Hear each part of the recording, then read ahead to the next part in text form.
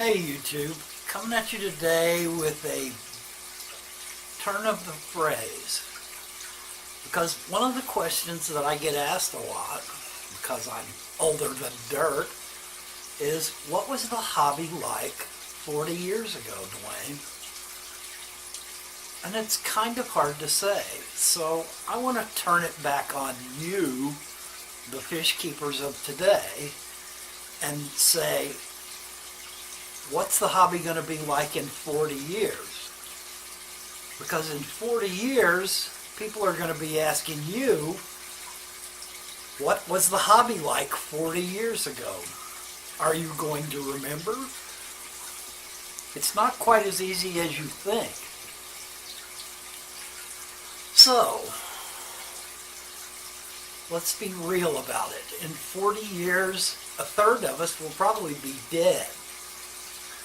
If I'm still alive, I'll be over 100 years old. I don't think I'll be doing much with the fish hobby then.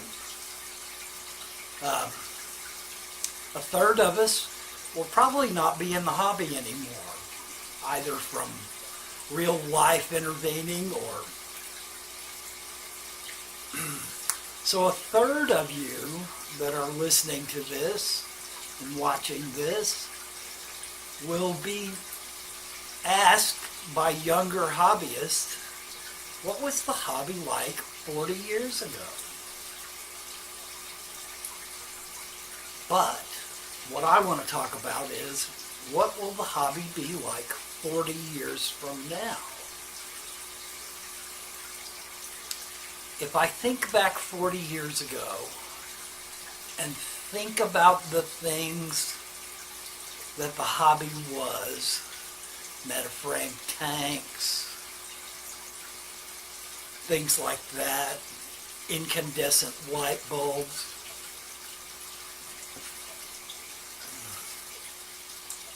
I'm doing a video.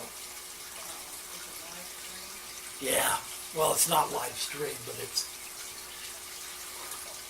I'm recording it.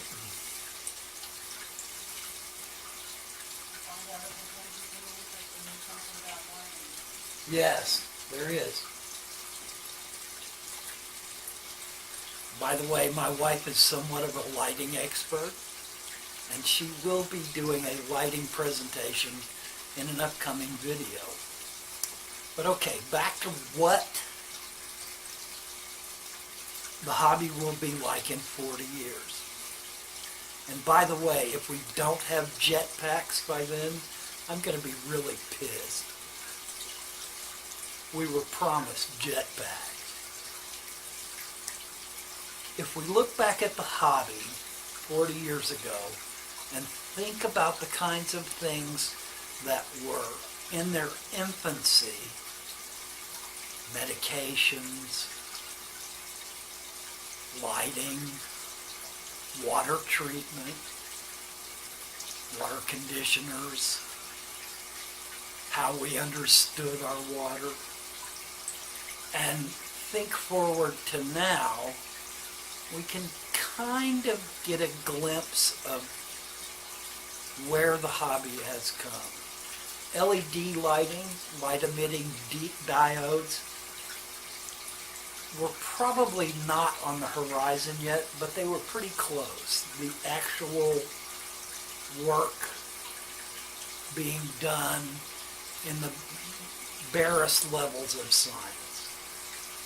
So if we extrapolate that, and I asked my wife about this, and what she said was, the next form of lighting coming up is probably going to be bioluminescence. Now I'll put links for bits and pieces that I can find on the internet in my description. But it's really interesting to think about. Instead of an LED light, you will have a light that is literally living bacteria that fluoresce, that give off colors, that have been trained or engineered to give off different colors. And the amount of electricity that it will require to make that light function is probably going to be infinitesimal compared to what LEDs or T5s or T12s or even incandescent bulbs cost. Electricity may be a whole lot more expensive then, but hopefully by then we'll have bioluminescent lights that put out way more light than our current lights do and cost way less. So that's one potential possibility. And this could all be just utter conjecture, because it's possible that some new form of science will discover some exciting new electrical light generating thing, and all the bioluminescence will go out the window. But in televisions, they are working on bioluminescence right now. So it's conceivable that that could be the next big wave of lighting. Tanks. Tanks have really not changed that much in the last 40 years. We're still using glass tanks for the most part. Now, acrylic has come along, and acrylic offers all kinds of exciting potential, all kinds of exciting thermal properties, all kinds of areas in which it's very useful. Of course, the first time you take your sponge cleaner and snatch up a little bit of sand or gravel while you're cleaning the front of your tank, your acrylic is going to scratch really easily.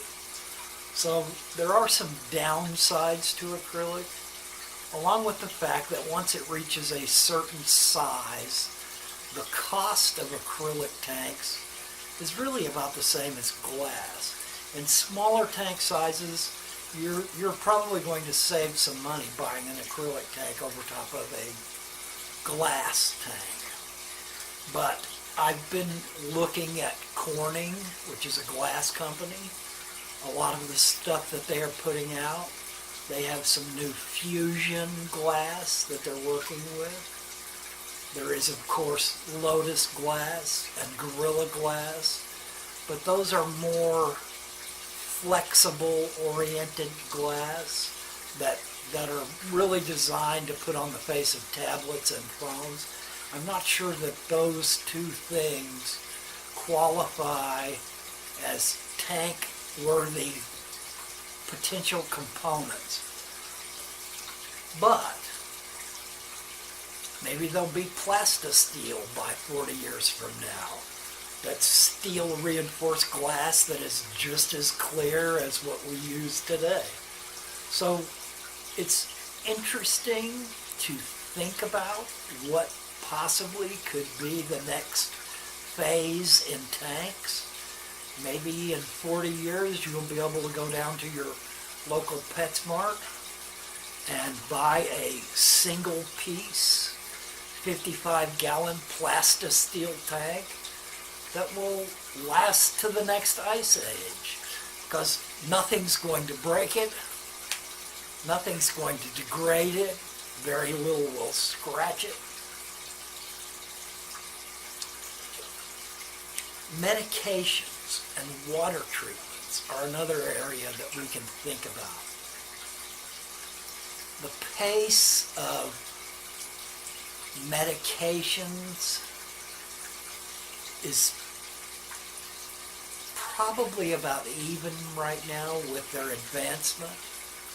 They're coming to the end of a whole era of bacterial antibiotics that kill bacteria. They've almost come to the end of their rope on what they can develop to kill bacteria. And there's always going to be bacteria in our tank. But there is some pretty new, exciting research, cutting-edge research that's being done on bacteria that predate on other bacteria. And maybe in the future, instead of doing a 50% water change every week or a 10% water change every day, you may literally be able to have predatory bacteria in your tank that break down biofilms, purify the water, and attack potential bacterial pathogens in your tank, in your fish, in your tank. And that's some pretty exciting stuff to think about. Of course, there may be a whole new wave of medications come out, new advancements, refinements. They're still discovering new chemical compounds in fish and insects and animals all over the world, and vertebrates. So maybe there will be another wave of what we consider normal medications come out. Back in the day, mostly what we had were dyes and things that were just slightly more deadly to the problem than they were to the fish, so that it was nip and tuck whether your fish was going to survive and the disease or the issues were going to be resolved. But I think that it's an interesting topic that deserves a little bit of our consideration and a little research so that we can kind of see up over the horizon of our current hobby and look forward to what may be coming and recognize exciting new developments as they occur.